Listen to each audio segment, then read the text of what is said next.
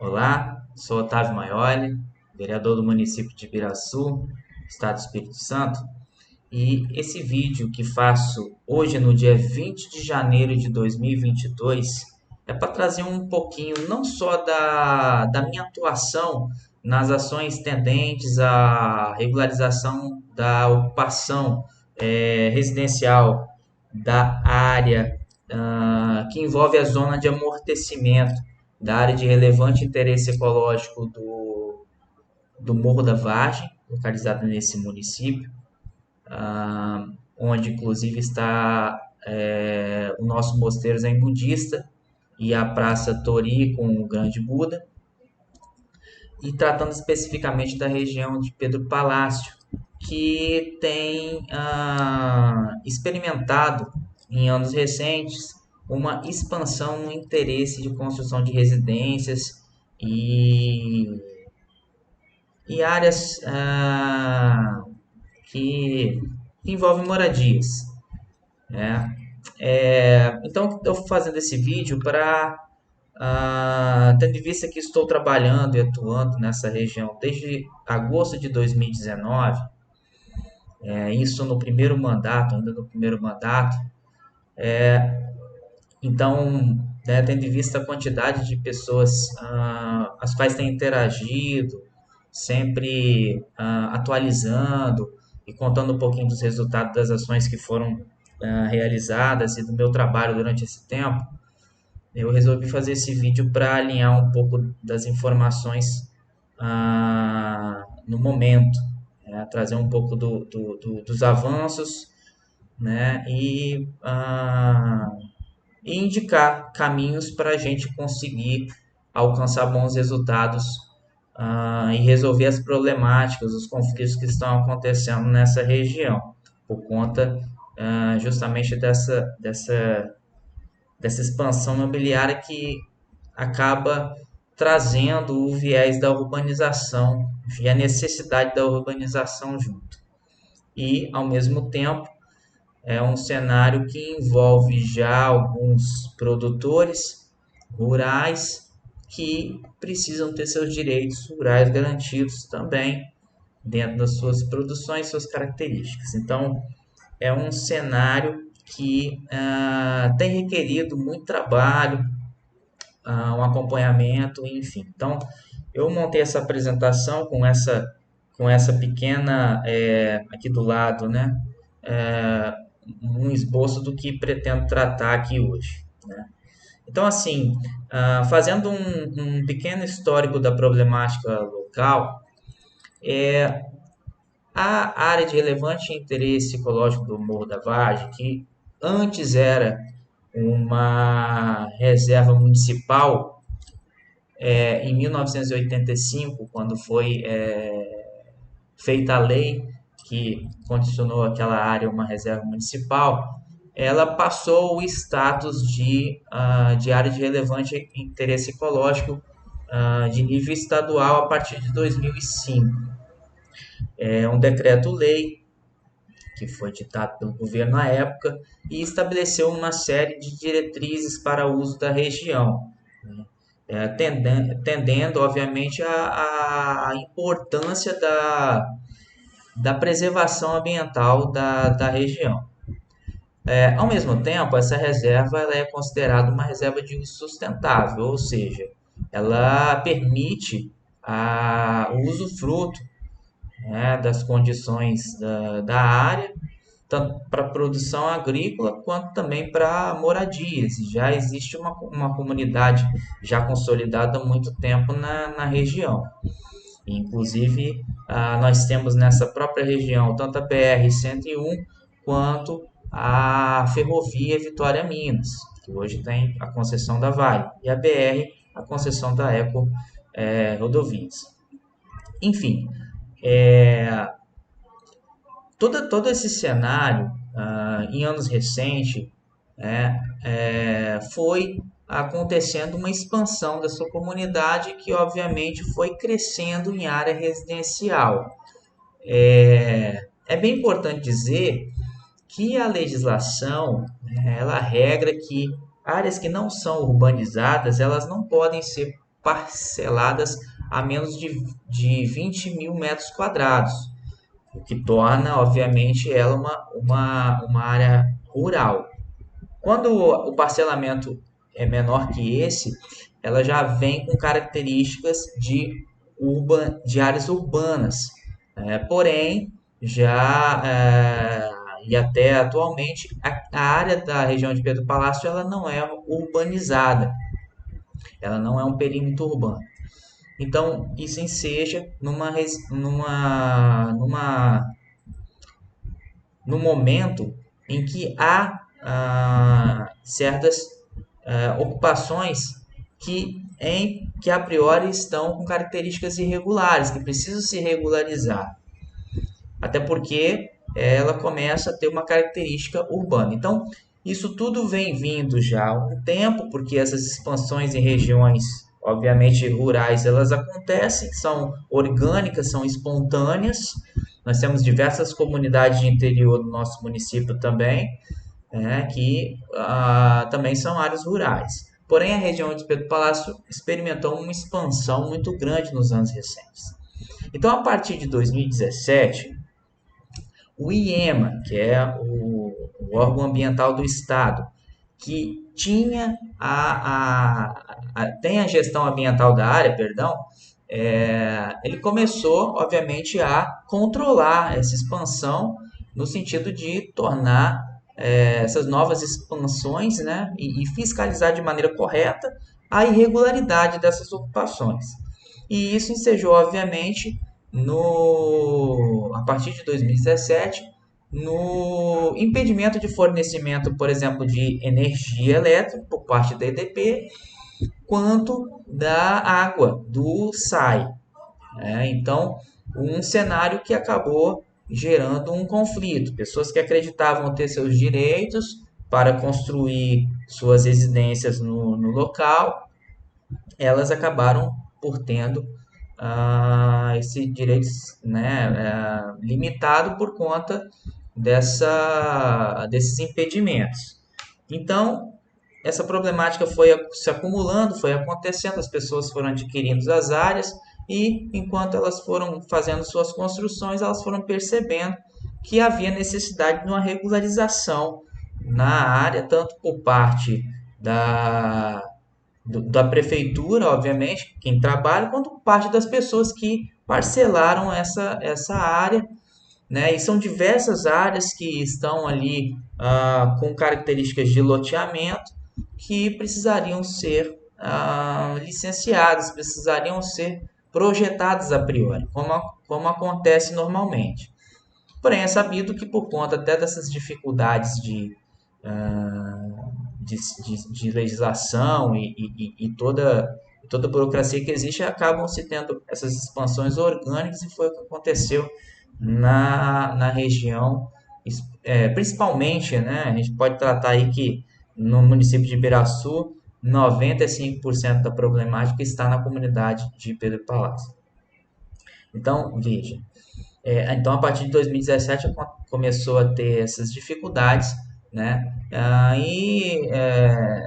alguns proprietários recorreram a mim, né, em agosto de 2019 para poder interceder de forma a tentar provocar nos órgãos públicos uma solução, um encaminhamento de fato de uma solução. Então, eu, à época, avaliando, estudando toda a situação, percebi a dificuldade que estaria havendo, porque a ocupação do solo já estava em franca expansão, ao mesmo tempo que havia esse controle por parte do IEMA. Pois bem, o IEMA, logicamente, aplicou e fez o que tinha que fazer, esperando que a prefeitura fosse tomar algumas providências. Então, a priori, a prefeitura, nos anos de 2000, né, desde então, e até o ano de 2020 também, não tomou qualquer tipo de providência a resolver essa problemática.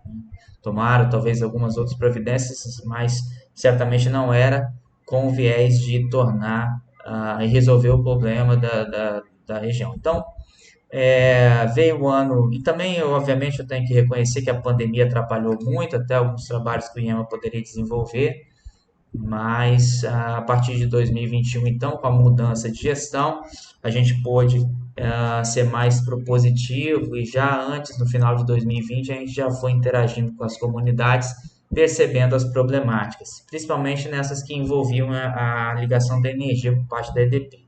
Alguns casos, inclusive, eu orientei as pessoas a recorrerem ao Ministério Público quando eram casos mais gritantes, como aconteceu em Guatemala, por exemplo. Então, também auxiliei alguns processos para poder garantir a energia elétrica para moradores tradicionais da região. Porém, a gente tem que entender a situação da comunidade de Pedro Palácio, que ela tem uma característica um pouco diferente. Então, a partir de 2021, foram feitos alguns trabalhos, tanto por conta do IEMA, quanto por conta da Secretaria de Agricultura e Meio Ambiente da Prefeitura de Ibiraçu. O prefeito Diego também encampou a tratativa e, à época, o gestor ambiental da área, do Morro da Vargem, o Davi Casarim, atuou muito próximo com a prefeitura, fazendo o levantamento das propriedades para entender um pouco da dimensão e de que legislação que a gente poderia fazer, garantindo também, obviamente, os direitos rurais daqueles que os têm e dando as condições de urbanização da região. E desde do final de 2019, inclusive tem nas minhas prestações de contas, eu venho encampando que a solução para esse problema é a elaboração e a assinatura de um TAC, um termo de ajustamento de conduta. E já vem sempre sugerindo e encaminhando que essa seria a proposta. E aí já em 2021, entendendo esse cenário, e até mesmo depois da mudança da gestão ambiental da área, a partir de maio de 2021, vindo no novo gestor Edson Valpassos, se chegou num cenário que se poderia ali provocar um projeto de urbanização, mas que deveria ser feito por intermédio de um TAC, o termo de ajustamento de conduta, que envolveria o Ministério Público e o IEMA também.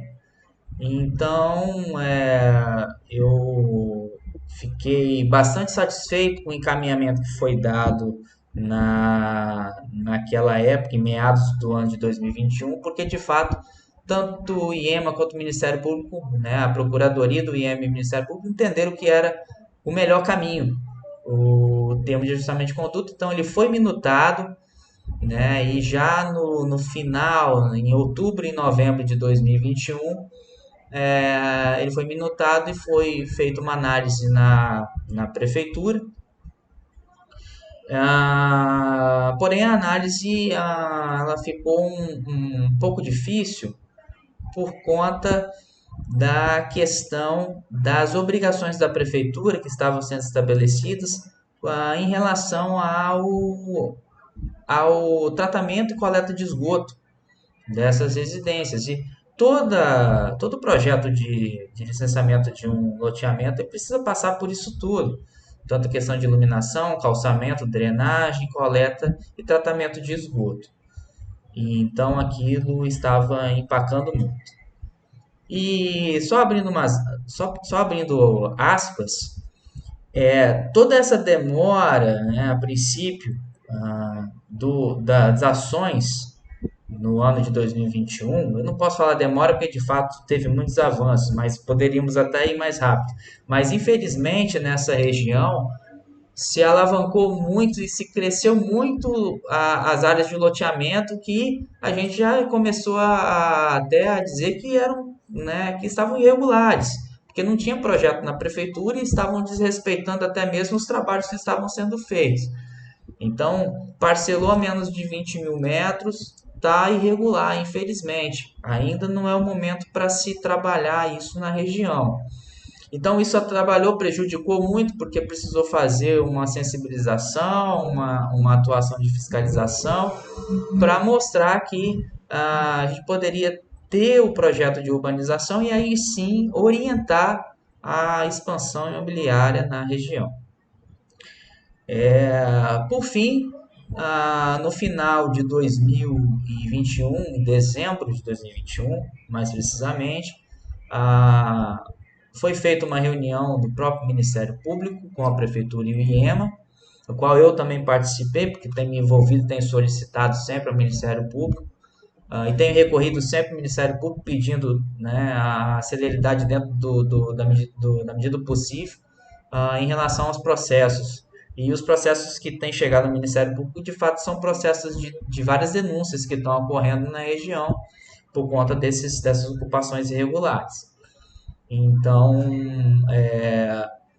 nessa reunião, foi colocado que o grande problema, de fato, que tem que ser enfrentado, um desafio, na verdade, que nós temos para começar a pensar na regularização e tornar o ambiente uma área urbana, é, de fato, a questão do esgoto.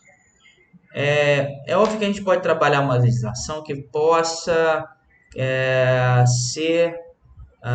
ter um viés mais sustentável. Eu defendo muito isso no sentido de que o parcelamento não pode ser o parcelamento como é a nossa legislação hoje, que permite um parcelamento de até 140 metros quadrados. O parcelamento de Ibiraçu hoje. Menor que isso não se pode ter dentro da regularidade, da legislação atual. Então, para a região, isso não seria adequado porque a gente perderia a condição de sustentabilidade da área, na minha opinião. Porém, a gente sabe que já existe uma comunidade já tradicionalmente estabelecida, onde há terrenos e áreas com esse perfil, com esse tamanho, que obviamente para se avançar numa regularização, elas precisariam ter nessa região um escopo como a legislação nossa. Então, eu defendo que é possível se fazer. Vários técnicos com quem já conversei entendem que é possível essa diferenciação numa zona parcelar menor e em outra área parcelar com um tamanho maior, a fim de garantir possibilidade de um tratamento de esgoto em loco.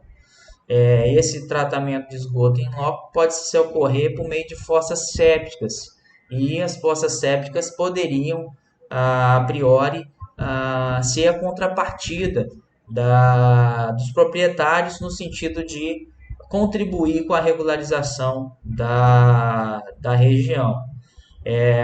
Tendo em vista essa possibilidade, com vários tipos de projetos de tratamento de esgoto em loco, com fossas sépticas, fossas com bananeira, como a Embrapa já tem feito alguns e aplicado alguns projetos, e outras fossas sépticas de diferentes modelos de várias universidades. Eu também fiz um estudo particular nisso, porque tenho um certo domínio na área.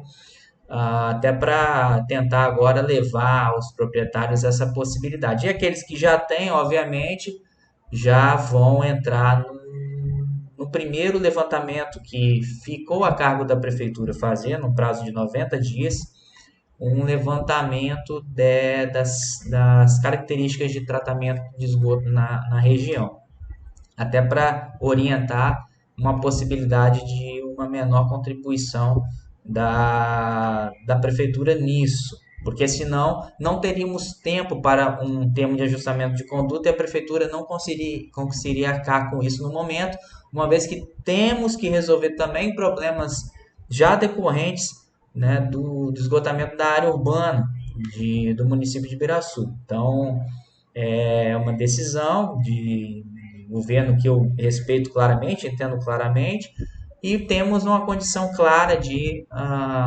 oportunizar uma regularização mais rápida. Foi, inclusive, a minha contribuição naquela reunião, onde coloquei que se conseguimos caminhar com um tempo mais curto, está aqui assinado, e aí nós teríamos já uma tendência à regularidade que vão oportunizar os serviços de água e energia elétrica.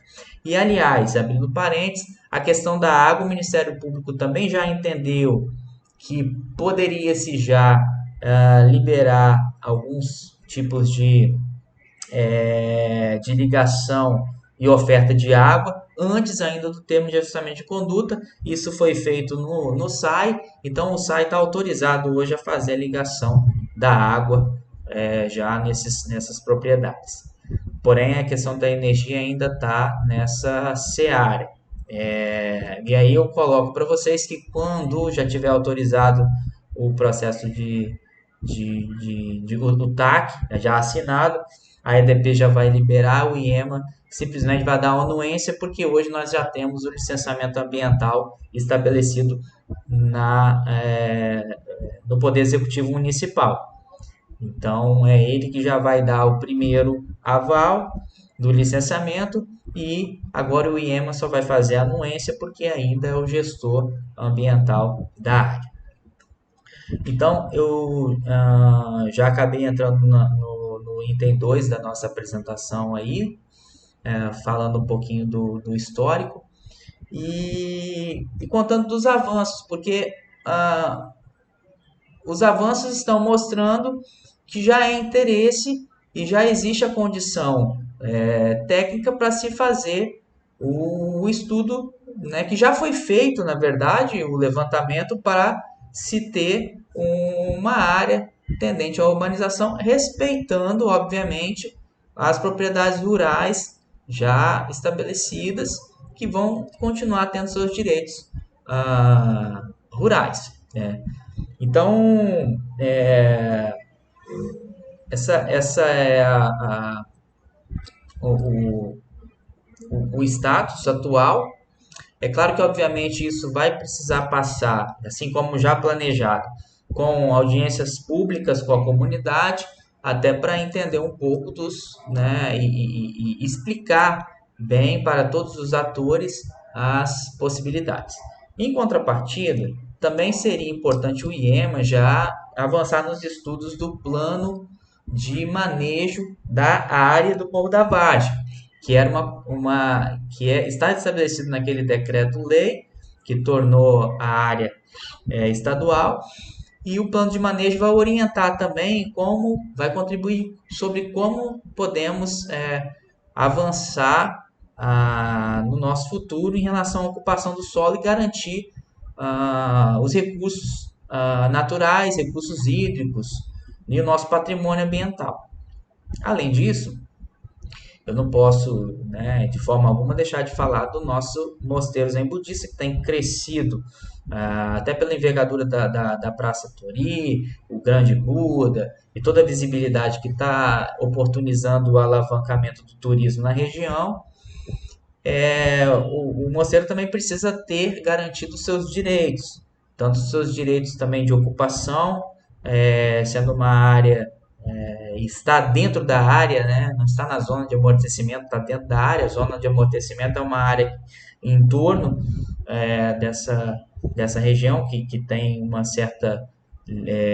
maior liberdade na ocupação do solo, enquanto que a reserva já existe algumas restrições maiores. Mas o mosteiro está estabelecido lá e ele precisa ter seus direitos garantidos dentro das questões que envolvem o seu crescimento orgânico, enfim, todas as estruturas que ali estão hoje.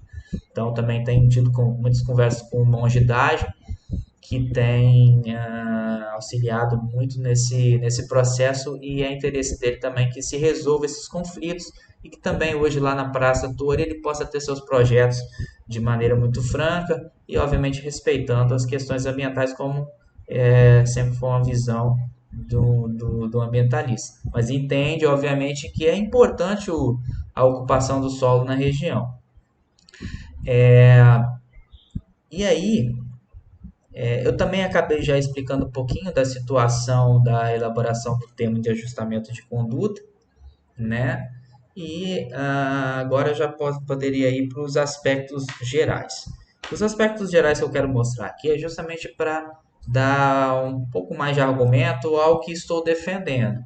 O que estou defendendo, né, e estou trabalhando e atuando, e isso acredito, né, tenho grande convicção de que é o melhor para a região, tanto para preservar o nosso patrimônio ambiental, nossos recursos hídricos, garantir toda a sustentabilidade da área, é o projeto de urbanização, com características específicas para a área, com parcelamento do solo com dimensões maiores, fazendo e promovendo a necessidade do proprietário fazer o seu tratamento de esgoto em loco, e aí a contrapartida da prefeitura viria com os serviços públicos, tanto com algumas contribuições de calçamento a médio e longo prazo, com drenagem, e a coleta e resíduo de resíduos sólidos já em curto prazo,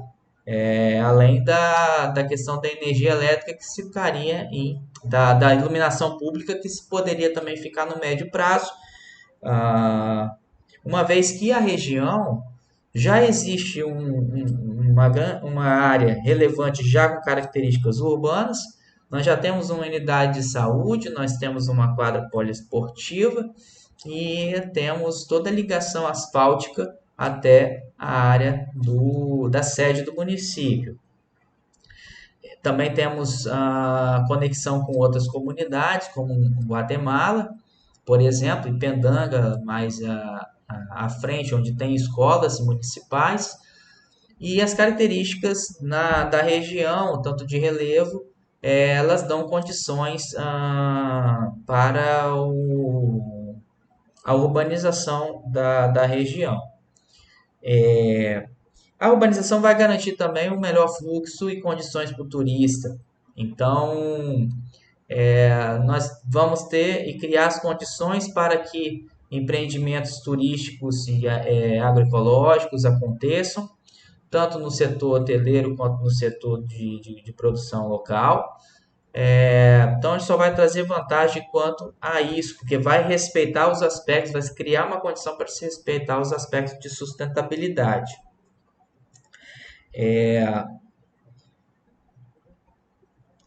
E também fazer um parênteses aqui importante, falando dessa questão, é que tudo que já foi feito em relação às análises ambientais por conta do IREMA, essas têm que ser, né, elas são questões tanto administrativas quanto dentro da política de controle ambiental, então elas vão ser resolvidas dentro da legislação vigente. E isso é importante, mostrar que o projeto de urbanização não quer dizer que haverá franco desrespeito às questões dos regramentos ambientais. Muito pelo contrário, a urbanização é justamente para garantir uma melhor fiscalização contra isso. Porque, por exemplo, em áreas urbanas, o Código Florestal deve ser profundamente respeitado. E o Código, por exemplo, prevê áreas de preservação permanente. Essas áreas de preservação permanente, chamadas de APP, elas necessitam ser respeitadas. Se não estão sendo respeitadas, infelizmente, elas ensejam em propriedade ambiental, em até crime ambiental. Então, elas são resolvidas à parte. Por isso que a gente sempre orienta, não desrespeitem os códigos atuais, e especialmente o Código Ambiental. E aí, resumindo, hoje falando dos rios, né, e os corpos hídricos da região, os corpos hídricos naturais, eles não permitem construções a 30 metros da sua margem. Então, isso tem que ser também corrigido, obviamente, e aqueles que estão nesse ponto precisam entender e se ajustar. Se necessário, cada caso a caso, né? Isso vai acontecer de maneira pontual. Não vai prejudicar, obviamente, todo todo o projeto, né, e a possibilidade de urbanização. Então, a partir do momento que tivermos assinado o TAC, que eu acredito que isso aconteça esse ano, se não tivermos outros percalços, como tivemos no passado, é importante levar também que nós tivemos problemas com relação ao episódio das ondas de pandemia também esse ano, e também isso atrapalhou e prejudicou muito o andamento das ações, né, além daquelas outras que relatei. mas que agora existe já um domínio da causa e que de fato pode oportunizar a partir do movimento da assinatura do TAC para aquelas construções que já estão feitas a ligação da energia e a garantia de outros serviços públicos. E aí nós teríamos a urbanização da área de Pedro Palácio. Para aqueles que ainda têm dúvidas em relação às vantagens da urbanização, nós temos projetos de urbanização aprovados na legislatura passada para a área de Pendanga e Guatemala, que são as áreas fora da região do centro. Então, elas foram estabelecidas, é uma zona, uma faixa que visa simplesmente garantir os direitos das propriedades já estabelecidas, mas para a região da comunidade Pedro Palácio está havendo, obviamente, uma recente expansão que precisa de uma legislação mais robusta e garantido, obviamente, maiores e melhores condições para os interessados em ter, né, a área de uma maneira regular. Então, isso tem trabalhado nessa problemática. Deixo todos os meus contatos sempre disponíveis, porque é de meu interesse também, enquanto vereador, buscar uma solução equilibrada para essa região. Então, eu estou à disposição para esclarecer a todos. Peço para compartilhar esse vídeo com os interessados da região também, para a gente poder junto avançar na solução dessa problemática que envolve a área da zona de amortecimento do Morro da Vade. Muito obrigado. Desejo a todos um bom ano de 2022.